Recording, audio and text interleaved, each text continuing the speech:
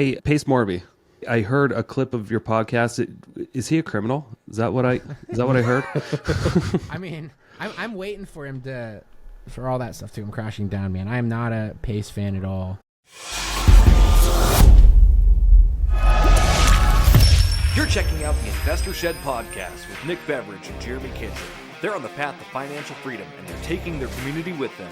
Stay tuned for the best free real estate investing advice on the internet.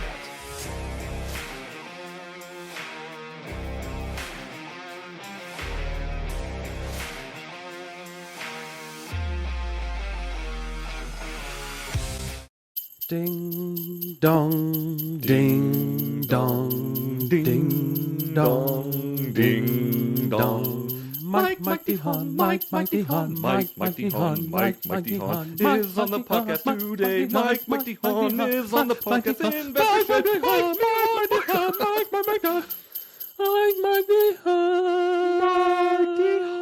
Shed. Ladies and gentlemen, welcome to the Investor Shed podcast. My name is Jeremy Kitchen, one of the hosts of the Investor Shed podcast, here with the illustrious and magnificent Nicholas Beveridge. How are we doing today? Doing pretty well, man. Feeling pretty good. It's Friday, and I get to do some accounting today. Oh, yeah, it's Friday for us, and it'll be Thursday when this drops. So we're going to go back in time and forward in time at the same time. Speaking of time, we talk about Mike De Haan, which is great. I don't know if you got that from our beautiful Christmas carol we were singing. Merry Christmas after Christmas, everybody. Yeah, this is a great episode. Nick and Mike and I, we all talk about systems for businesses, kind of some controversial topics. So we kind of go back and forth with different opinions during the episode. You're not going to want to miss that. Yeah, but we're all good. We're big boys. We're big boys about it. The best thing about being a big boy, though, I will say, is figuring out what people should be eating on this podcast. Oh, that is a good point. Yes. You know what? I would just eat some leftovers. Like, if you have any corn dogs sitting in the freezer that have been there for 3 years or so, that are left over from you not eating them, like if you had a contractor by chance that bought a corn dog from a gas station Mitch. and left it on site, and then you took it home and you put it in your freezer for later, just in case the apocalypse, you got to have meat. You never know. Eat those corn dogs, everybody. Enjoy this podcast. Let bygones be Mike De Haan. Let bygones be Mike DeHaan's. Ooh. Look at that. He's got a VR headset. He's got a charging port, Cade. Oh my God. How can he afford that? Is that a charging base on an Oculus Quest? You bought the 3, didn't you? I did. You're not a happy fan of the 3. I'm not a happy fan of the actual attachment. I'm fine with the actual. Mike, we're going to talk about your VR headset for most of this, if that's okay. Oh, yeah, sure. We notice you have a charging port down there. That's pretty cool. I do. Yeah. It's funny. It's like, I think it's kind of like a bootleg one. Whereas I don't know how to make it. You're not moving out of the way. You're just moving more in the way. And we can't hear you now because of the mic. There we go. Yeah. Ladies and gentlemen, we got Mike De Haan's VR headset on the podcast today. And it's got some cool glow lights back there. That's good. I like the blue. Yeah, that's what I was trying to figure it out. But VR is pretty fun though, man. Me and my wife both have one. Nice. And we use it to play mini golf. Oh, okay. It's like a great little date night activity, especially when the weather sucks. How fun. But have you ever played the VR mini golf before? I have the Top Golf one. That one's pretty fun. Top Golf. Okay. Yeah. What's the mini golf game called? I don't think it's called Top Golf. Oh, Walkabout Mini Golf. Oh, Walkabout Mini Golf. Okay, cool. Yeah. You guys should, if you guys are into VR even a little bit, it's pretty rad. Yeah. Because I am. it's Nick is for sure. Yeah, the way that it works is it has really, really good usability. It's really simple, and then the worlds and stuff that they make are pretty sick. Awesome. So it's basically, if you're thinking you were a kid and you had some grand idea about what the best ever mini golf course would look like, they just made those. That's so cool. It's nice. pretty awesome. Yeah, I play VR 5 hours a week. He's schedules it in his calendar. It's in my calendar. That's a lot. It's a great workout. Yeah, I did an hour this morning of blade and sorcery, just killing a bunch of gladiators. Yeah, nice. That's fun, man. It's a good workout. Yeah. Yeah. Yeah. I do pistol whip most of the time, and I just get caked in sweat, and then I have to go wipe everything down. And yeah. There's some good stuff on there, man. Like that, or I played Resident Evil 4. They had like the VR remake on that. That game's pretty wild. Like that's it's pretty intense. It's a good one. How cool. Nice. I'll have to check it out. I'm gonna check them all out. So, Mike, thanks for coming back on the podcast. We appreciate it. We were kind of blown away last time we had you on. Yeah. I guess we just weren't totally aware of like all the stuff you were doing. So, hopefully you don't mind if we dive a little deeper into your systems and stuff. Is that okay? Yeah, absolutely, man. I'm always happy to go about okay. things. Whatever you want to talk about. I have one question. Did you actually lose $400K on that new build? Between the two houses, yeah. I'll lose at least $400K. Yeah. That's fucking wild. Like yeah. We don't have to talk about that right now. I'm just we can talk about it. Yeah. Interested to hear that story about what went like that awry on that whole situation. There's a lot to it. A lot of it had to do with external circumstances, with other projects that I had to focus on as well. Everything you can imagine went wrong. Yeah. But I will do a big old breakdown of all my deals that I basically set on fire over 2 years. Yeah. I went through. I've actually been updating my P&Ls for my tax guy because I sold 23 properties this year, like personal deals, and well over $1 million in losses. So it's been fun. Just over leveraged, bought at the wrong time, at the wrong partners. Everything you can imagine. So learned a lot of great tips for future deals. Yeah, well, I'm sorry to hear that, man. But I think the fortunate thing is you're mature enough in the game that it's probably just a bump in the road for you. Fortunately, yes, because I was in real estate, because I had a bunch of rentals, I didn't go belly up. I was able to sell stuff and write a check. So, awesome. Yeah, lots of weird stuff like that's gonna be coming around for a lot of people too. I mean, we can dive into this in the show as well, but we just had a super fun experience right now. We've had a subject to mortgage get called. Oh, really? Oh, wow. Mm-hmm. Yeah, tell us about that. Yeah, they exercised the due on sale clause, and we actually bought the properties last week, and they were doing their end of year due diligence. This lender was, and they called their $500,000 loan due yesterday. Was it like a small institution, or was it like a? It's a DSCR loan, which I think is probably the reason that it came up. So sure. It's an investment grade loan, and I'm sure that they were doing their end of year audits, saw the title change, or they were watching for them because they know subject twos are on the rise. Mm-hmm. Yeah. And like the person hadn't missed any payments or anything like that beforehand. But yeah, so that's our current thing that we're navigating. But you're gonna start to see a lot of stuff like that going on. Yeah. We didn't get a DSCR loan, but I got a like a bank statement loan on a similar type non-QM, like larger mortgage like that.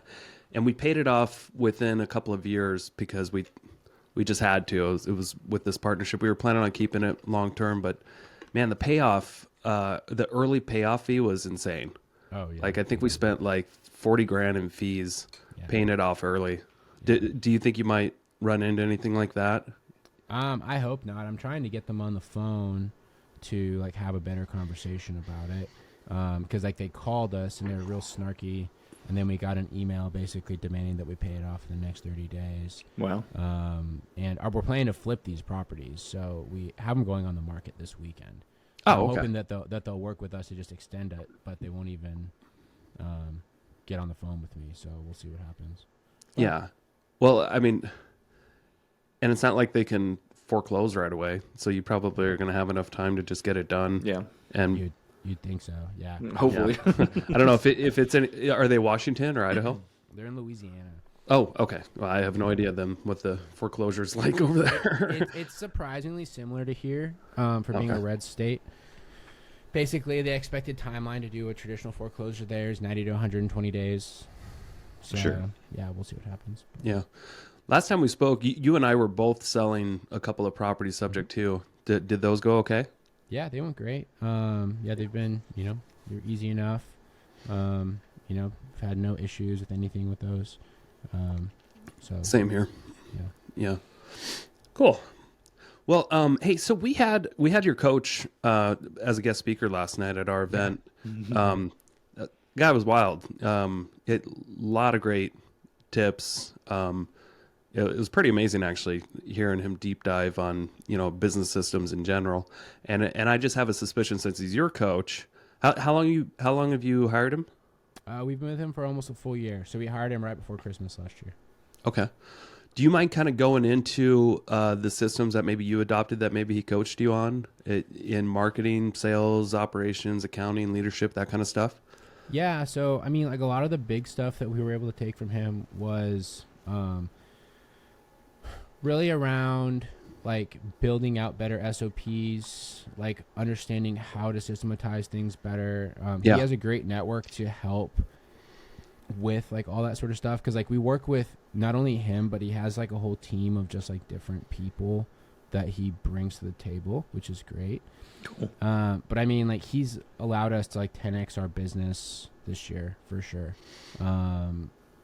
Just like the perspectives that he brings to things are always, I would say, like they challenge your limiting beliefs, and they're limiting beliefs you didn't even realize that you had until you talk with him.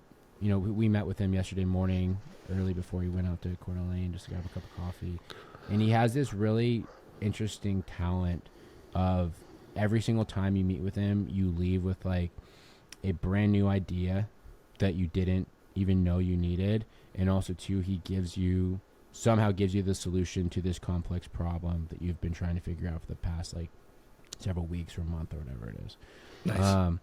So when there's like specific things that he helped with, it's hard to say. A lot of it was higher level and he walked us through like the implementation, but it wasn't like he was like, here's exactly how you should do this. He was like, here's maybe how you should frame this. And then like his team would help us with specific stuff if it was needed. If that makes sense. Like it's hard to give sort of specific examples because a lot of it's very, I would say like specific to our business. Sure. Yeah. But I mean like everything from like onboarding and hiring and training and, our sales scripts, our whole org chart, like all those sort of things, he had a direct influence in helping us build out. Okay. So, and you said you're pretty certain because of him, you've like 10x your business. Oh, for sure. 100%. So, was hiring a coach then probably one of your better investments that you've made? Yeah. I mean, he's the third coach I've hired. He's the first coach we've hired one-on-one. Okay. We've hired different coaches for like different group style masterminds and stuff. But yeah, huge ROI for sure. Okay. Did you kind of, have you always been a fan of coaching, or is this something that I've always been open to it. Like the problem is that like, I'm always kind of like a skeptic when it comes to coaches, and like, I'm not really big into like mindset coaching. I'm just not the guy that kind of needs that. Yeah. I've always been able to like put my head down and get stuff done. But, the actual tactical nature of his coaching was what I was drawn to, because that's really what I look for. And I also think it's really hard to find coaches that actually like walk the walk. A lot of people talk the talk and they understand the theories. But he's actually like scaled and sold a business before. So he has a ton of value that he can bring that way. Yeah, that's so important, because I've been coached by people that I don't want to say like I'm above their level or anything, but like I've been coached by people that are like clearly they're just their thing is coaching, but not really.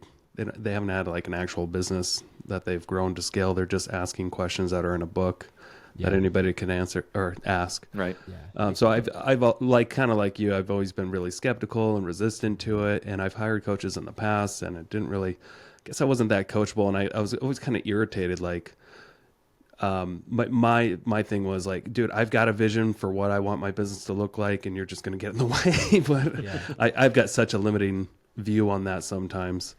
But can you expand a little bit more on what kind of things immediately you were able to implement that he was coaching you on, or what like the first couple of sessions were like? Yeah, so the first things that we did with him were we did a time study to sort of like for my business partner and I to figure out exactly what we were doing on a day-to-day and week-by-week basis to figure out, where are we wasting time? Are we actually being as efficient as we should be? Or are we just doing what so many entrepreneurs do, which is just run on the rat race, right. the wheel, right? So that was one of the first things we did. We also did like a DISC assessment to make sure that we were actually in the right place in our business. And we weren't like forcing ourselves to do things that we weren't going to be very efficient at. And then we had to build out our org chart and basically list all of the different departments of our business and who exactly was doing them. And then we essentially compared all of those things together to find out, you know, what part of the business were we working in that didn't align with our DISC assessment, how much time were we spending doing the things that didn't align with our DISC assessment. And then once we had that all figured out, we came to the conclusion that I'm sure 99% of small business owners do, that they're spending a bunch of time working in their business on the stuff that they shouldn't be working on, and they're not really as effective as they should be, right? Yeah, totally. And so from there, we were basically left with a direction of, cool, these are the people that you need to go hire. These are the processes that you need to build out. These are the things that you need to figure out how to, you know, I guess like delegate and, you know, systematize. And that's what we got to work doing over the first, I don't know, 3 or 4 months. And then from there, it basically just came down to refining and adopting. And once we had kind of the team and the organization built out and the vision of how we need to get where we're going to go, he helped us figure out specifically our offer, and how to provide, you know, better services, and, you know, better opportunity for our prospects and what we were trying to do. So, you know, like with our business, we have our wholesale business, but like our core business is our wholesale as a services business that we run, which I know we talked about last time. Mm-hmm. And a lot of our stuff was trying to figure out how exactly we can optimize that in a way that we can bring people the most value without having to be as dependent on them to be able to be successful for us to make our money, if that makes sense. Yeah. And a lot of that is messaging. A lot of it is changing our systems a little bit. You know, there's a handful of different things that he sort of helped us dive into and figure out. Okay. And before we go too much further, do you mind going back real quick? You mentioned the DISC assessment. For those that don't know, do you mind explaining what a DISC is and where you fell in that in those categories? Yeah, so the DISC assessment, it's like a personality assessment, I guess. Sure. And it, you know, DISC, it's like an acronym, so it stands for like dominant. I think it's intellectual. Dominant driver. Or no, it's dominant, influence, social, and conscientious. If I remember right. Yeah, something very similar. Yeah. Yeah, and basically you end up with like preferences towards the different letters, and depending on what preferences you lean towards, there are certain types of careers or certain parts of your business that you are going to align with better. And so for me, I was a high D, kind of like a moderate I. So basically I have a highly dominant personality with a like moderate influential personality. And the thing that I like too about how he does it, I don't know if all DISC assessments do this, but he had like a specific one he gave us. But he gave us like our baseline DISC, and then he gave us our DISC, which was meant to show what we did when we were under high stress. Because, you know, when people are in kind of like a fight or flight response, they're going to act a little bit differently than when they're in a steady state, right? And so it was very interesting because I had, when I was in a resting state, or like a normal state, I was a high D and a moderate I, and then like my S and C were kind of like flat. But then when I got under stress, basically like my conscientiousness and like the parts that like make me be more like dialed in and more organized drop significantly, and my D goes way up. That basically, he basically means like, that means he's like, I bet if you're in like a crisis, you become like the decision maker, and you're probably like a little bit less conscientious to what's going on with like other people, but you're more than happy to take control. And I was like, that's 100% me. Like shoot first, ask questions later, right? Exactly. Yeah. So that was me. So you're a dick. Pretty much, yeah. I think you got to be in those situations, though, right? Because like, most people aren't going to make decisions, and if the ship's sinking, you need somebody to lead.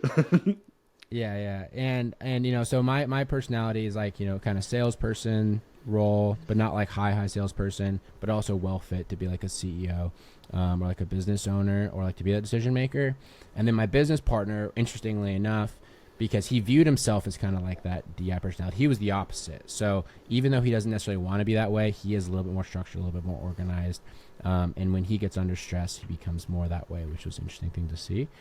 And a lot of people, like, they view those and they feel like there's like a better one or a worse one for being a business owner. There really isn't. It just basically is knowing what positions in your business you need to be in versus what you need to delegate out. You know, because like there's people that are that kind of like high SC, and you probably shouldn't be running the sales if you're that person, right? Your natural inclination is to not be a salesperson, so that's probably the first person you should hire.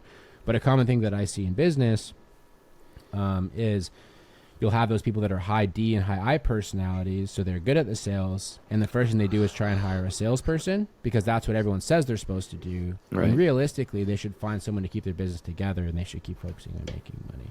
That's true. Yeah. Totally. I just want to kind of dive in the disc a little bit. Obviously, I think last time I took it, it was probably 4 years ago, and a lot's changed in my personal life since then. But when I took it, I think it was a high I. Oh, yeah. Okay. Yeah, and that's weird. I don't know what I'd have to do again. I took the Tony Robbins one, so I took the free one. Yeah. But it's interesting knowing where you're at, and like you're saying, Mike, like hire for what you're not, because you definitely have a skill set, and you should be utilizing your skill set. Don't get out of your lane, you know?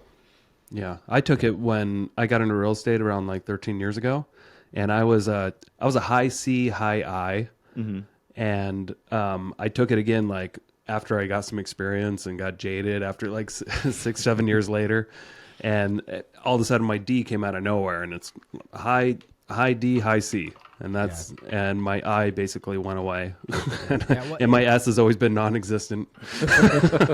Well, it does adapt and change, right? Yeah, and that's a big thing. I think it's an important thing to do on a regular basis because a lot of people, they will, once they get into that mindset of thinking about that sort of thing, it becomes their identity. You know, there's a lot like It's funny.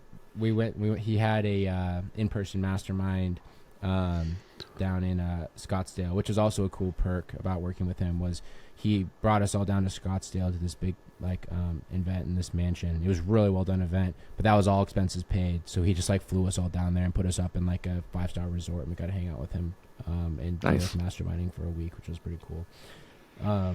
But some of the excuse me, sorry, I'm getting over a cold from a trip. No, you're good. It's all good. But some of the folks that were down there, they were so fixated with their disc assessment that it was like causing more problems for them because like they were now in a zone where they were refusing to do anything that was outside that disc assessment. Sure. Right. And it's like, it's a guideline, right? It's meant to like give you an idea about what you need to be doing, not necessarily become like who you are as a person. Yeah. I feel like these days people really get wrapped up in their perceived identities. Yeah. It's true. Yeah. And, it can be a little annoying, but it is what it is. Yeah. I want to talk about masterminds a little bit too, Mike, if you don't mind. You just had your retreat was it about a month ago? Yeah. Beginning of November. Was that your first one you guys did? It was, yeah. So yeah, for our community, our instant investor program community, it was our first in-person event that we did. We did it down in Scottsdale. We actually kind of emulated the one that Steve did. Nice. Just in terms of like the style of it and like what exactly it looked like at face value. What we did at the event was very different than what he did because it was a tactical business, real estate business deep dive. And we did a bunch of stuff down there. But yeah, we had 15 of our members come down and had a really awesome time down there for, I think it was like 2 full days of masterminding. People were down there for a total of 4 days. But what all did you want to know about it? I was just curious. I mean, that was your first event. Like, did you have any big takeaways for doing an event like that, or are you guys going to do a second retreat next year? What's your plan going forward with that? Yeah, our plan is definitely to make it an annual thing. Mm-hmm. I mean, the biggest takeaway, honestly, is how invaluable it is to get around people that are, doing the same thing as you and sort of striving for similar goals. For sure. Because there was so many guys there, and what was honestly the most fascinating thing to me is how there's like this certain relationship potential, I guess, that exists amongst people that are entrepreneurially minded. And it was so interesting to like view this at like a, kind of like an arm's length when we got down there, and we had all these guys that had never met each other before. People came from all over the country. We had people from Texas, from North Dakota, from Florida, from Spokane, from the Midwest, like other places, that all came here. And by the time that they all got into the mansion, they'd been kind of hanging out for a couple hours. They all met up beforehand while Dan and I were setting up. Cool. And you would have thought that it was a bunch of like college buddies that were like growing up, with just like the chemistry that they had and like how close they all were immediately. And again, these are people that have never met each other before. And there's something to be said about people that have like the similar interests and have like that desire to live a bigger life. Sure. And, that was such a major takeaway about how powerful that is, for like on a social level, but also too, the collective mind like that. So many amazing ideas come from it. Oh yeah. And, like a lot of them, just from talking amongst themselves, they brought a bunch of ideas to Dan and I that is going to completely change the face of what we're planning to do with our group. And we're now going to be kind of like pivoting it away from just being like a mastermind to we're going to be making it like an all-inclusive sort of like, how do I put this? It's like a real estate community or almost like team that is collaborating on stuff as well as much as they are like sort of like growing and trying to build businesses together. Sure. And there was just so many little things that they brought up around how we can partner on deals together, how people can like support each other beyond just like exchanging information or having like tough phone calls. But they're all ideas that wouldn't have ever come up if you didn't have like people sort of locked in the house together that were sort of similarly minded. Yeah, that collective mind working together, generates new ideas and thinking outside of the box for yourself and along with others. So yeah, that's super cool. Yeah. It was really fun, man. And, like a lot of people said that it was like the highlight of their year was getting to go down there, which was really cool. It's awesome. And also too, like the way that I structured it, I really tried to do things that were going to push people out of their comfort zone. Mm-hmm. So we didn't really give them a ton of exposure to the itinerary. A lot of people were expecting it to be a real estate focused mastermind, which we touched on real estate a bit because that's obviously the business. Sure. But a lot of it was around like business systems and getting people to do things that they have been procrastinating on doing because of their own personal limiting beliefs. So the way like I set it up on the first day, for example, we had a whole thing around hiring because that was a big thing that a lot of people want to talk about. So I went through all these exercises to have people write these job descriptions. Okay. And then at the end of the session, I said, cool, now you guys have 20 minutes. You're going to go post that job description. Nice. And you're going to like make yourself open for interviews. And we had two people that hired VAs while we were there. Nice. Right. And they're like, man, I've been procrastinating on that for 6 months. That was so easy. I'm like, cool, there you go. Yeah. Or like one of the other things we did on the second day, we had a big conversation about sales. And I made up this game that I called Sales Russian Roulette. Okay. And how it was going to go in my head was I was going to go through all the sales, what the sales should look like. And then I pointed to the person on my left and I said, cool. I said, who has leads that they haven't been following up with? And of course, everyone raised their hand. So I pointed to the guy on the left and I said, great, we're playing Sales Russian Roulette. You're going to call your first lead. If they don't answer, we're going to go to the next guy. If they don't answer, we're going to go to the next guy. And the first person to get an answer, you have to take that call in front of everybody. Nice. And you're going to basically get analyzed on how the call goes. And of course the first guy got an answer, so he was brave enough to take the call. That went great. And then I split them off into groups and I had them do that in groups of 4. And it's funny, in my mind that was something that I figured a lot of them would really hate, being exposed like that. Yeah. But ultimately most of them said that was their favorite part of the whole thing, was because it really pushed them out of their comfort zone. They felt like they got a ton of bonding around it. Yeah, and they for got sure. a ton of feedback on how their sales calls were going. I think that's really great. Just doing that, like, and you said, like, when you do it in little groups like that too, Mike, you get the accountability of everybody. It's not just you on the spot. Like, we're all going to get over this crap together. Mm-hmm. And there's definitely a bonding experience to be had with that, I think. So yeah, that's cool. Absolutely. Yeah. Yeah. And to add to that, I mean, I've been to plenty of things similar to that. I've been to a lot of seminars, lots of courses, and there, so many times you'll walk away with all these great ideas and then you implement nothing, and it could have easily just been a big waste of time. But when you actually like implement doing something like that, like now people can walk away from that like that was actually productive, right? Like I actually did something, and it's not all just theory anymore. Like we actually got some leads or did some worked on sales, got some practice, got critical feedback, I'm sure. Yeah. Yeah. So we actually had one of the guys who he botched a phone call, and one of the guys that was in his group said, "Here, let me call him back and say I'm your business partner. So I think you can save this call." And he called back, saved it. They got that deal under contract. Nice. Yeah. That's so cool. It's like an 18-unit mobile home park in North Dakota. So that's awesome. So, Mike, do you mind? Let's go back. If for the people that haven't heard your first episode that you did with us or that don't know you, can you tell us a little bit about what your business looks like, and then can we, if you don't mind sharing, can we dive into your org chart and some of the systems and the standard operating procedures that you put into place and like what that physically looks like? Is that all right? Sure. Yeah. So I'll start kind of with what my business is. So if your first exposure to me, I've been in the real estate game for, I guess, over 5 years now, which is pretty crazy actually. I've been a full-time wholesaler for actually coming up on almost 4 years. Nice. Okay. And, we did mostly locally here in Spokane for a while. We did that for 2.5 years. And then we started to scale virtually after that. And currently what our business looks like is our version of scaling the wholesale business is we stand up and we operate wholesale teams and businesses for people in different markets. So what that looks like is, they hire us to come and be like their private wholesaler. We go and stand up in their market. We bring our sales team, we bring our marketing team, we bring our TC team, we bring like all the management and everything for that, and we can stand up pretty much anywhere in the country, right?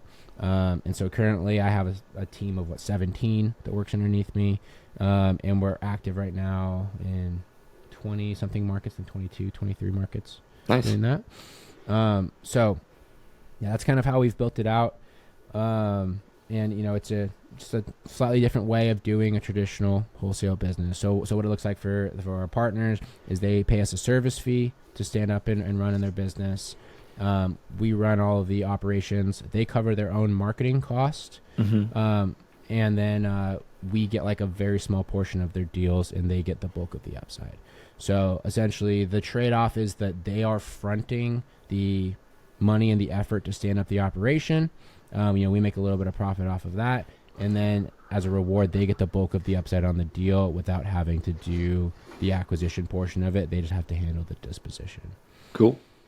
Okay, so if I heard that right, so this is unique. So your business is you've got a team of basically marketing and salespeople. I'm guessing that are partnering with other wholesalers in different markets. Yeah, and you guys. A lot of our partners are flippers. Okay. So we have some people that are like full-time investors that'll do wholesaling as well as well as flipping the deals that we find. But yeah, and depending on the individual. Some people, they use us as like their primary acquisition arm. A lot of people, they use us as essentially another form of lead gen and deal sourcing that they can just plug into their system. Cool. Right. So like, for example, we have one of our guys down in Jacksonville, Florida. He's very, very successful. He did like 130 something deals down there himself down in, last year in 2022. And he still has his own operation with his own team. And he basically has stood us up next to his as like a tangent team. And, we get a couple deals for a month for him down there as well. And he just like works us in as like another form of acquisition. Okay. So I'm just for curiosity's sake. So when you're doing that, are you guys getting the contract executed with your team and then assigning to them? Correct. Or yep. So okay, that's exactly how it works. So we market and we sign the contract under our business, which is Backyard Home Buyers, and then we assign it to them for a fixed fee, which sometimes is I guess like for a predetermined fee. Sometimes it's a fixed fee of $5,000. We have a couple people that we do JV stuff with, just depending on the circumstance of what they're trying to do. Okay, so you guys are basically wholesalers that have predetermined end buyers. Correct. That you partner with instead of just putting it out there to a list of 1,000 investors in a market center. Is that right? Basically, so they have hired us to basically find deals for them. Okay. And they're like our go-to buyer. And if whatever they do with the deal after we sign it is up to them. Gotcha. Do you have any partners here in North Idaho right now? We do not. Yeah. Sign me up, man. Yeah. Let's go chat. Let's talk. Yeah. Let's stop this stupid podcast and let's talk. That's what I need, man. Because we got the operations. We can handle deals. It's just getting them is tougher than you think. For sure, right? And like, it's been so interesting going across every market because, people always ask like, what markets haven't worked out for you?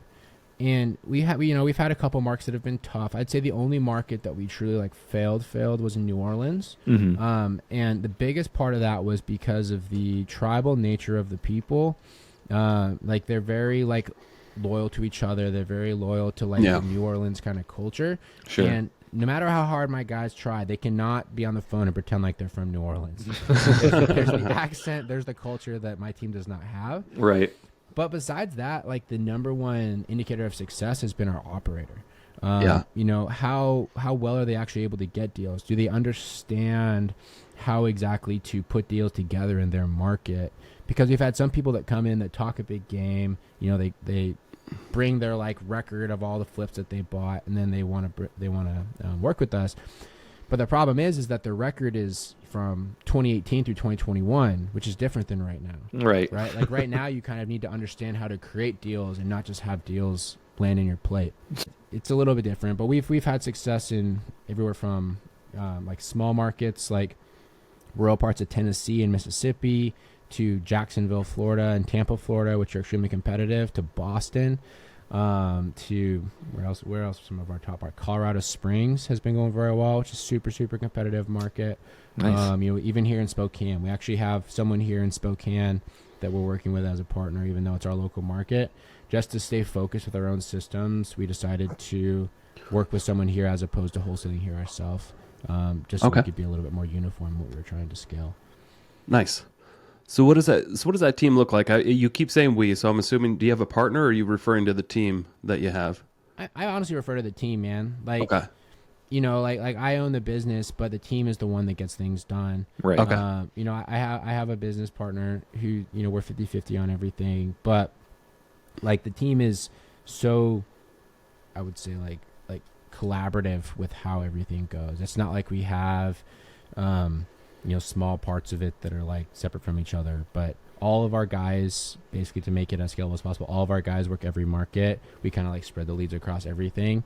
And we actually look at like the different kinds of leads that come in, the different personalities of sellers, and we distribute them to the different acquisition managers depending on who's a good fit for the personality. Sure.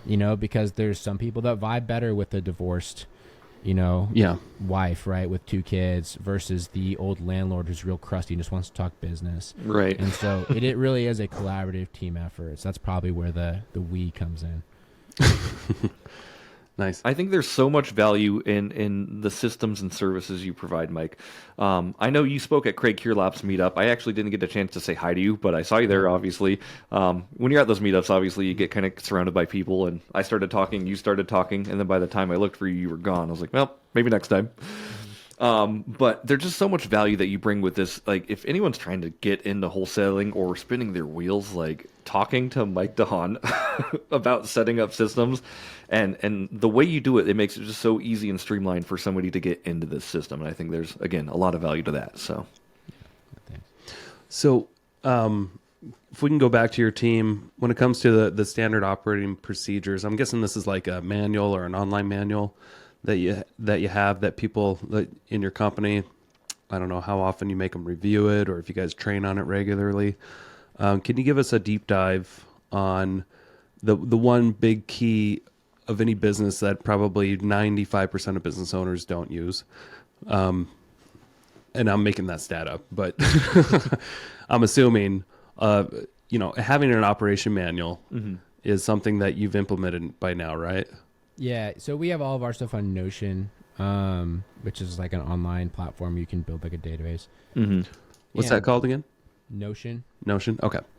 Yeah. And with there, we have like different scripts. We have like all of our internal processes and everything built out there for how we need the CRM and all that stuff to go.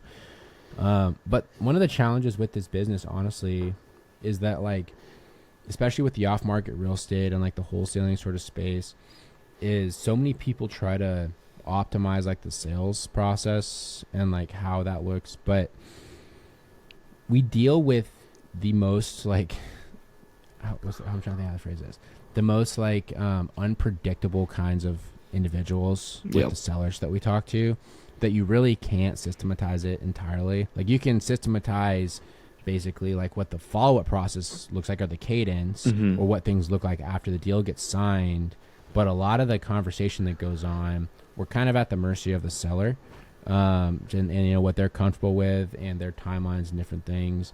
And then also, you always have to be flexible with what the specifics of the negotiation will look like, because people always come with a lot of baggage, you know, and after a while you can start to see patterns. You know, they can be like, oh, this is another case of a distressed house that the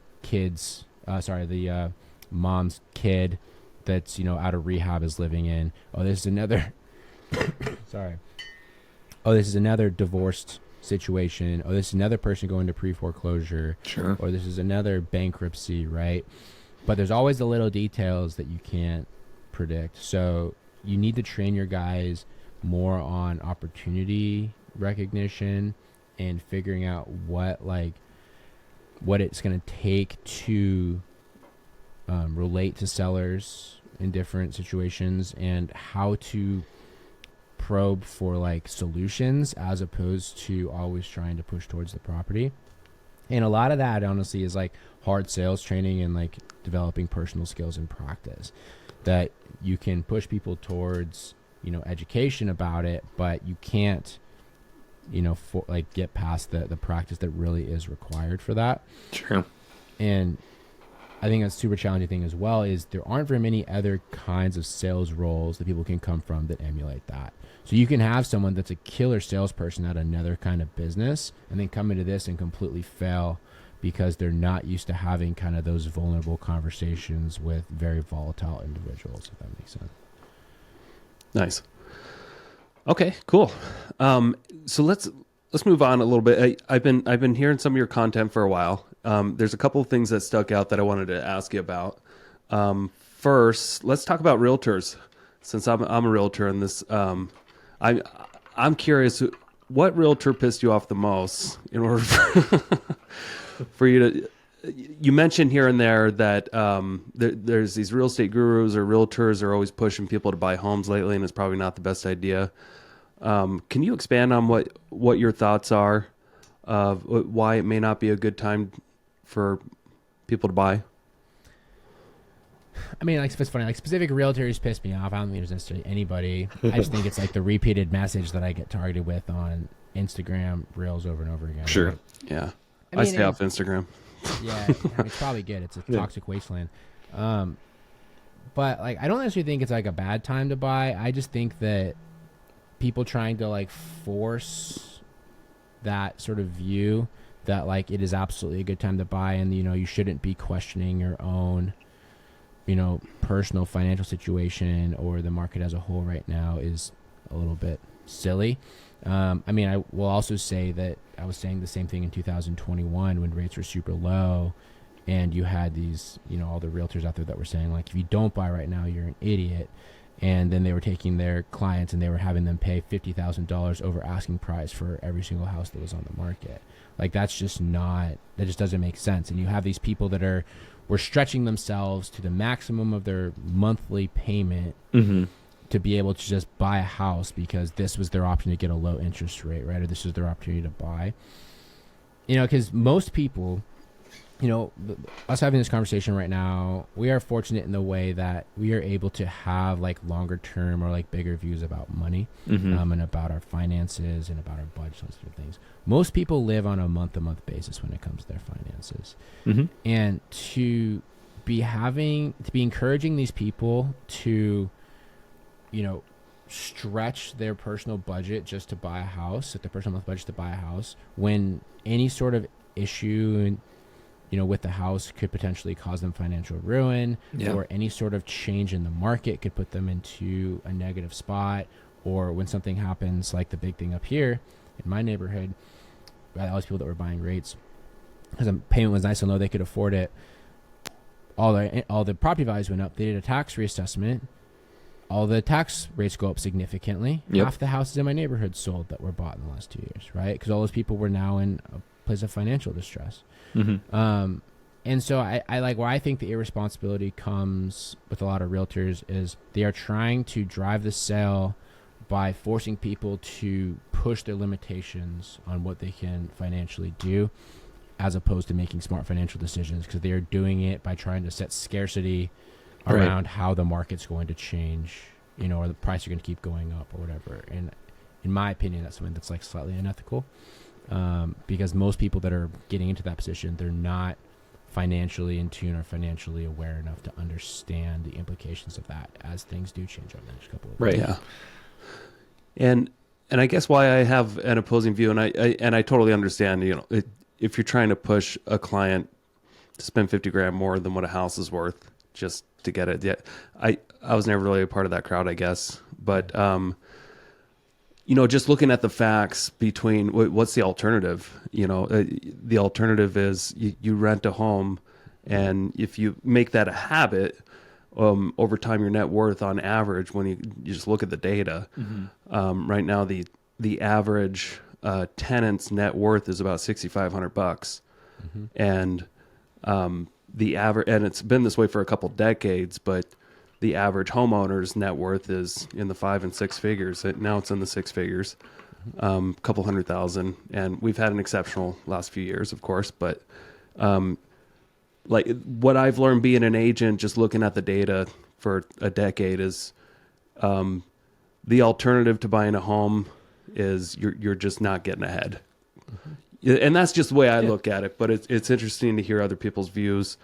I just hope people understand that the alternative is that they're paying 100% basic interest if they're renting, and they're just not going to be building that long-term equity. Unless your plan as a homeowner is to only stay for a couple of years, then you got to rethink that. Make sure.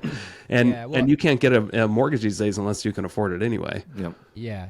I mean, usually, right? So but you're also exception to the rule, Nick, because you've been in this business for a very long time. So you've been through multiple market cycles, and you have stickability in this, whereas most agents have only been around for a couple of years. They only started in 2020 and 2021. Yeah, that's true. Most have just started in the last 4 or 5 years, and most fell out within the last year as well. Exactly.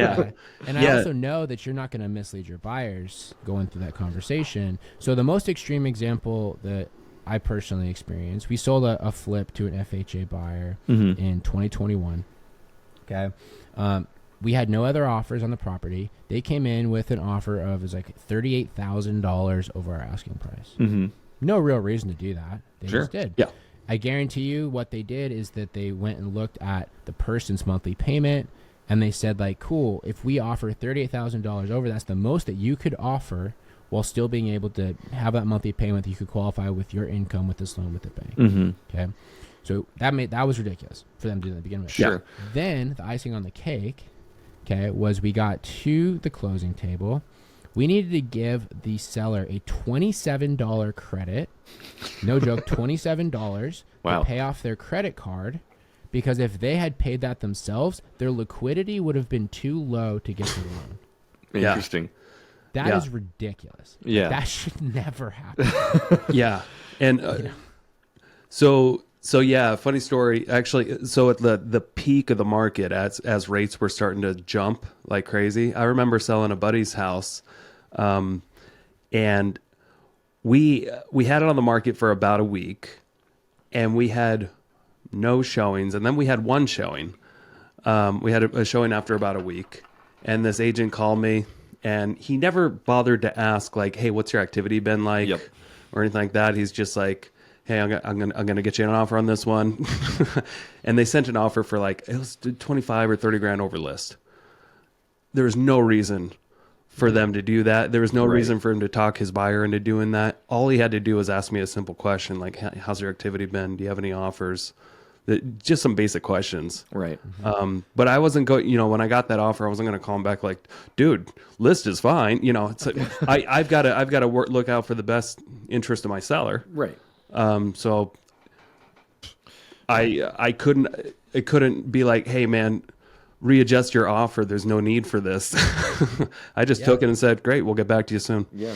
Kind of like what Mike was saying too. Like, he went over a little bit on, you guys got like what you said, $37,000 more than what you were asking. Yeah. The realtor could have had a conversation with your realtor, just asking about the activity, or hey, do you guys have any offers? Are you open to taking less? Are you open if I send you a list offer? Is that something you'd consider? Right? And those are ethical questions that I think realtors should be asking each other. They should, yeah, because you're supposed to be a fiduciary responsibility on both sides, right? Right. And in that situation, I guarantee you that person is now underwater on that property. Yeah. Because it was a 3.5% down property. It was like right at the peak of the market. I think it was October of 2021. And that house has definitely got down in value. So now they're underwater on it, and I guarantee you their tax assessment and boosted that payment significantly more than they thought they were going to be paying over the next little bit. And 2 years later, like, that's a problem. Yeah. And I guess another reason why I'm a little bit passionate about people just buying homes is because I've listed enough properties over the last decade to know that when you're a tenant, you may think that you have things, you may think you have control in your life, but the moment an owner wants to sell their tenant-owned home or tenant-occupied home, we can list it. They have to show it, and they have to move out if they're not in a lease. And I've seen it happen so many times where I just cringe at the people that they think they've got it made. Being a tenant, they're fine, and they've got their life under control. But I just know that their risk is higher than they realize, as far as their lifestyle and how stable things really are. And at any time, the rent can just keep going up, or they have to move out. And that's why maybe I'm a little bit more passionate about. I think it's always a better alternative to buy a home if you can afford it. Yeah, but the alternative to that, right, is the rent can keep going up. Your tax can keep going up on a property that you own. Yeah. But also, too, if you have completely financially stretched yourself to buy that home, and you have no reserves, what happens when a tree falls on your house and the insurance tells you to go F yourself, which does happen. Right. What happens when you need to replace that hot water heater, which they tell you should have replaced 10 years ago anyway, so they're not going to give you insurance for it, or the furnace, or something else happens with the house. It's like I think the biggest takeaway, I guess, with that whole conversation is that I think that what we need to be doing is encouraging better financial knowledge and people to make their own financial decisions, and not having realtors or anybody else that is going to be getting people to make these large investments to make people's financial decisions for them. Yeah. But I mean, that's like a, I don't know, a much larger problem than realtors just talking about having people. Yeah. And I guess I just see things differently, man. Like if your water heater goes out a year after you buy a house, fix the fucking water heater. It's your house. Be a big boy. It's called responsibilities. It's called don't blame anybody for your problems, and just deal with life. But you'll have more control. You can get, if you can't afford the payment anymore, then get a roommate, be creative. You're going to have the same issues as a renter is what my thoughts are. Yeah, but you're going to have the potential for long term. But you'll have more control if you're a homeowner. Yeah. And I see both sides, of course. Obviously, I encourage people to buy houses when they can and they have the desire to. And what I mean by can is what you said, Mike, financial literacy. Do you have your 6 months of savings set up? Do you have enough for your down payment? If shit goes wrong with this thing, are you going to be able to fix it, or are you going to be dead in the water? And that's where we're trying to get people to a point where they're financially literate. Yeah, exactly. Yeah, that's where I'm at. I'm in the middle of you guys, so I agree. I'm a mediator here. And I don't, and I hope I don't totally disagree with you at all on many of these topics. I just like to add to it another perspective. No, dude, I always appreciate it. I always like discussion around Yeah, this yeah. sort of thing. Yeah. And the great thing is because I'm an adult, we can have different opinions and still be friends. Absolutely. Totally. So let's talk about Japan if we can. Sure. You were just in Japan. Yeah, I was there for 2.5 weeks. Just did a big trip with my wife. We did kind of what all tourists to Japan do, and did a route from Tokyo going down through a lot of the sort of rural areas and through Osaka, and ended up in Hiroshima. Are you considering investing yourself in Japan? And does the decreasing population make you nervous at all? It's so funny. I've been asked this question so many times since I got back because I made a little Instagram reel talking about it, and I think it caught some people's attention. I personally don't think that I would invest there just because getting over the culture gap would be very, very hard. Sure. Because one thing about Japan that was surprising to me was like pretty much nobody speaks English. Even in like the hotels and in like, larger tourist sort of areas. I mean, I imagine that's how people come to feel when they come to the United States and they speak a different language and nobody here speaks that language. Sure. Yeah. So getting over that would be very, very hard. They do really encourage outside investment there. They make it very easy to get federally sponsored loans there, or like federally backed loans. You can get interest rates there between 3% and 4%. So like their whole economy is very interesting because they had a major real estate boom in the 80s and 90s, and it crashed in the early 90s. And when that happened, instead of doing what we did in 2008 and bailing all the banks out, they basically just said like, well, that sucks. You guys are still on the hook for the debt. And they created all these like what they call zombie banks, which basically just serviced the debt, but didn't have like anything back in them anymore, but they still had to pay it to the government. Right. Wow. And then they also did not lean into printing more money or doing inflation or doing anything like that. And they actually went into a deflation with their currency that has existed for like the last 30 years. Wow. And so as a result, like their interest rates are still super low. And the way that they approach, real estate is very different from how we do it here. But you can get 35-year fixed mortgages just like you can here at 3 or 4% rates. The real estate has not really appreciated since then. You can buy places even in large cities for $250,000 to $400,000. And one of the challenges that they're facing is with the depopulation is just a rising amount of homes that are available. It's also not really like a homeowner culture. It's kind of a renter culture. So most people do rent. Sure. So like it's one of those places like if somebody wanted to get over that gap, I do think there could be a great cash flow play because people there do make a lot of money. The real estate and debt is relatively cheap, and it is a rental culture, and it just society as a whole there, they are very respectful, responsible people. Oh yeah. Like you're walking around Tokyo. I don't know if you've ever been over there, but it's it's the biggest city in the world. It's what 32 million people. There's not a piece of trash anywhere in the whole thing.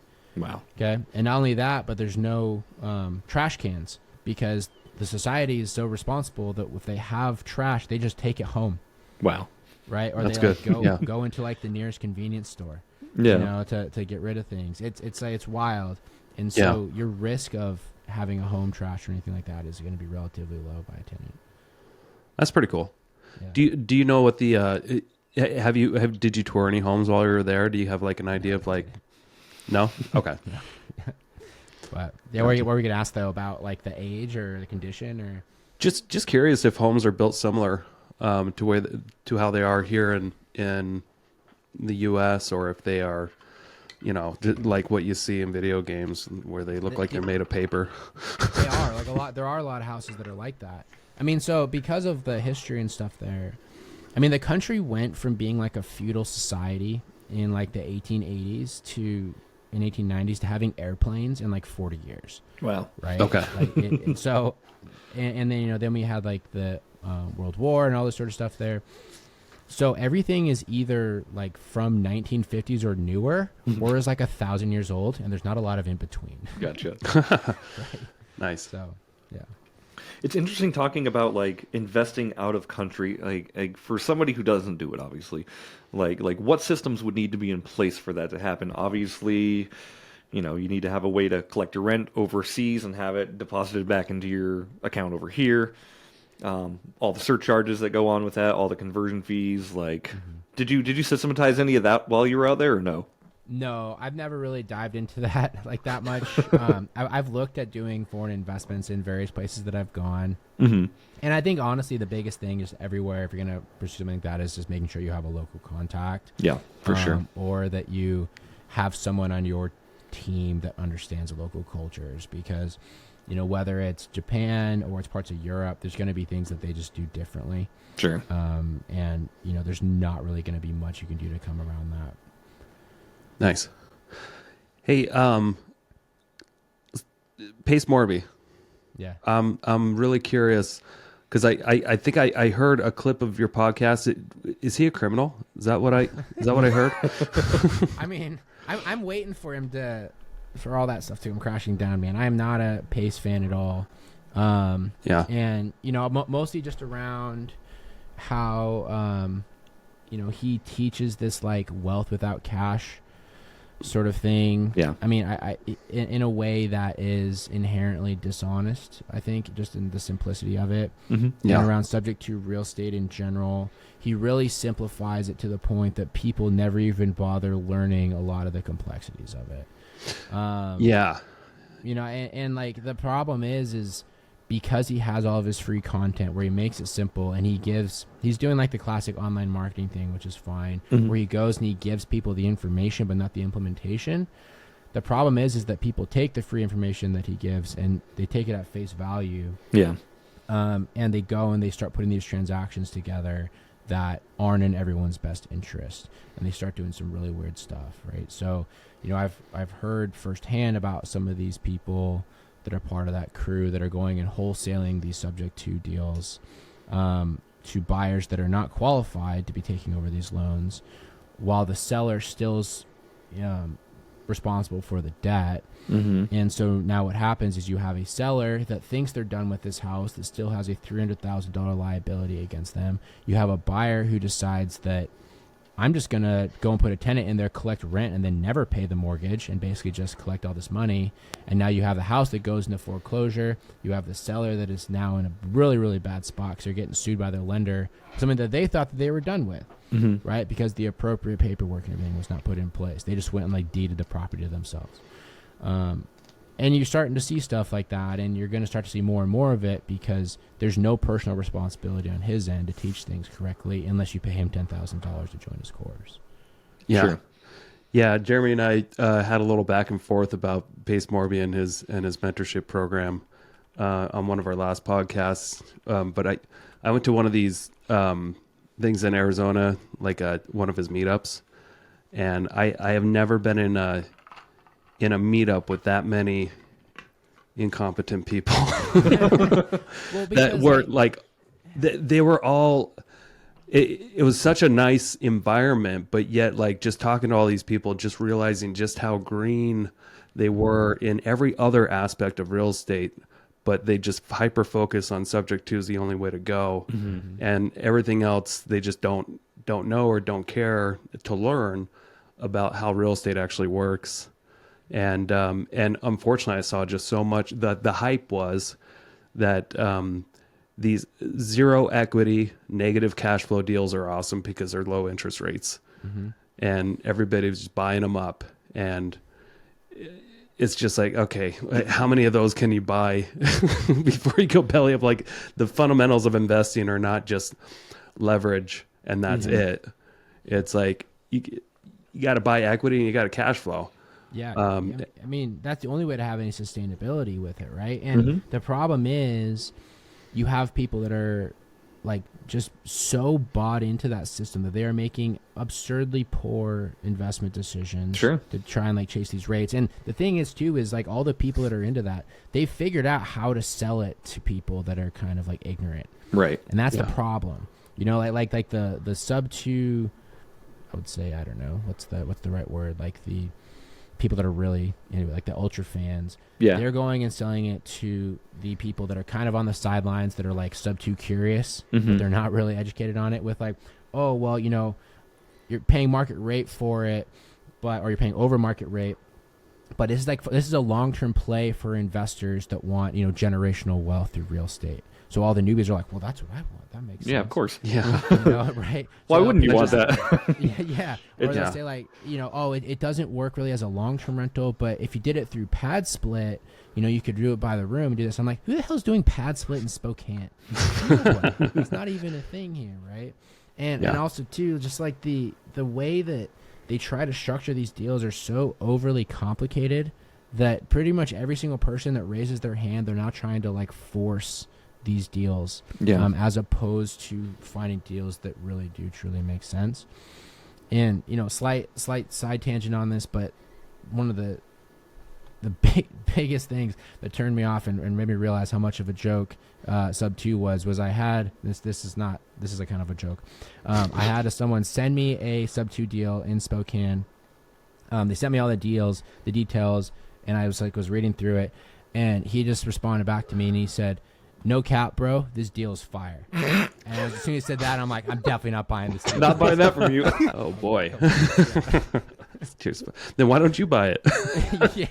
yeah, just the phrasing of that, I was like, no way. Yeah. No way am I ever talking to this guy ever. Wow. Oh god. But Yeah. And it's interesting. Like, I think I do go back and forth. Like, I see why everybody like can shit on Pace Morby.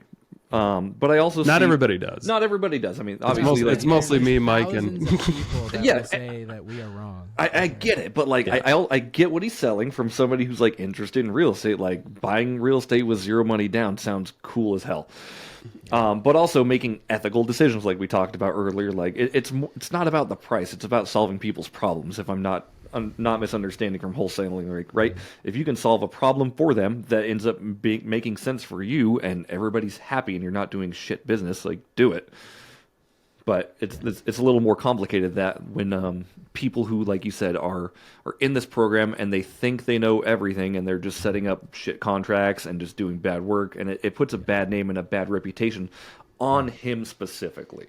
Well, not only that, the problem is with a lot of that crowd, the standard for what doing good business means is, are they producing a profit?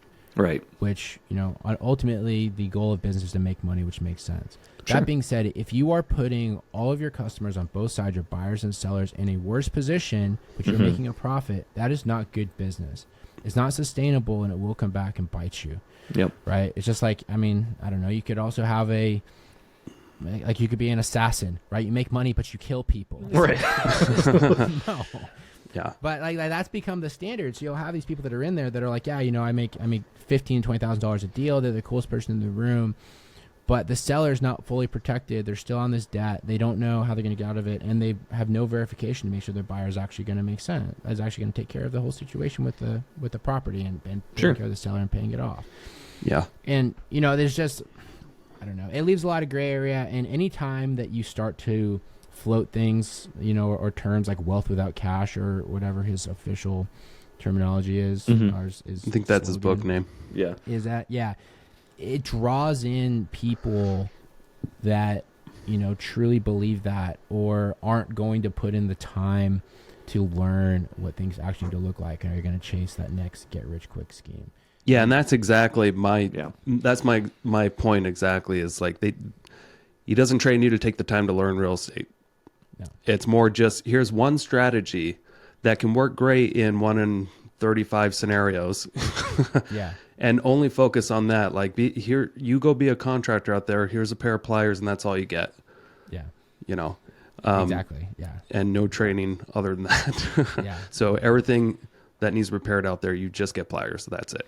Yeah. I mean, and the thing is too, like, even after you get past the paywall, I've heard that a lot of stuff isn't that good. So we have a lot of what in our group, a lot of what I call sub 2 refugees who were in that, and then they came over because they weren't getting the education that they needed about how to actually implement those deals. Because in order to get it from that point, you have to, I guess they have these like local teams that you have to work with, and that person's supposed to teach you, but that person could be equally as incompetent as you are. Right.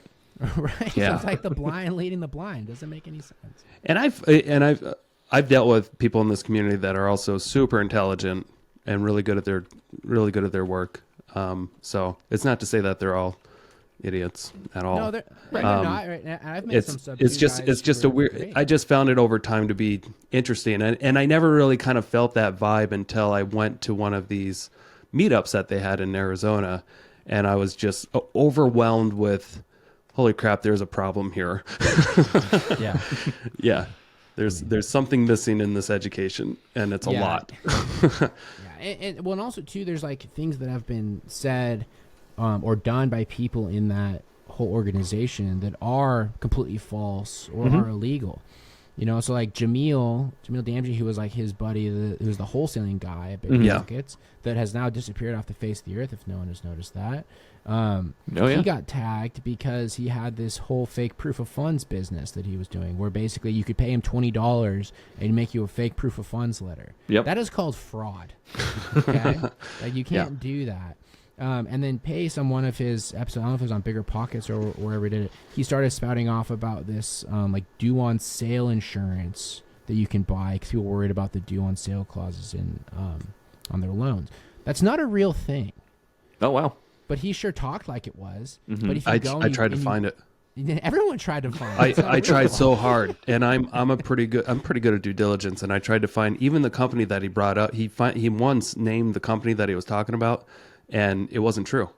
Yeah. Like I looked into it. They don't sell anything like sub to insurance. It's like a legit lie. It was. It's not even like a stretch or like a misunderstanding. That is like a flat out lie. There's no sub 2 insurance that I found. Yeah. I looked very hard. Yeah, absolutely. And then were we recording when I told about my sub 2 situation at the start? Yeah, but let's talk about it more if we want. Yeah, if you got time. I know. Actually, Jeremy, you got to go here, don't you? I got 15 minutes. Okay. Yeah. Cool. Yeah. I got to bounce here shortly as well. But so we got these properties down in Louisiana that we bought subject to last week. They're DSCR loans. So, I think I said that at the start as well. So they're, investor grade loans are typically held privately. They do face more due diligence than a Fannie Freddie loan. I'll fully acknowledge that. We bought them last Friday. On Wednesday, we got a call from the lender trying to figure out what the change of title was because they saw it go into an LLC. So they were trying to determine if it was the previous owner that was putting it into an LLC or what that was.